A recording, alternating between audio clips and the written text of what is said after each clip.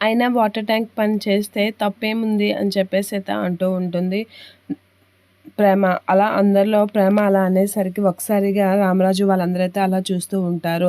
అది కాదమ్మాయి అని అంటే అందులో తప్పేముంది? తనేం దొంగతనం చేయలేదు కదా! ఇదేం చేయలేదు కదా! తను సొంతంగా తను బతకాలనుకుంటున్నాడు. అందులో తప్పేముంది? అందులో తను సొంతంగా కష్టపడిన డబ్బులు 2000, 3000 వచ్చినా అవి చాలు అనుకుంటున్నాడు. అందులో తప్పేముంది? మీరు అందులో నామూషి ఎందుకు పడుతున్నారు?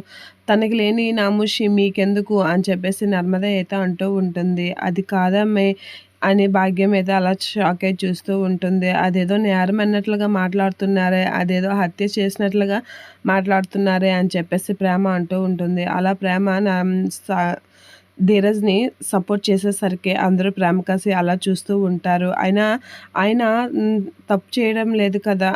తనకు నచ్చిన పని తను చేసుకుంటున్నాడు. అందులో తప్పేదో చేస్తున్నట్లుగా మీరు అందరిలో నిందించడం తప్పే, అస్సలేం బాలేదు అని చెప్పేసి నర్మద అంటూ ఉంటుంది.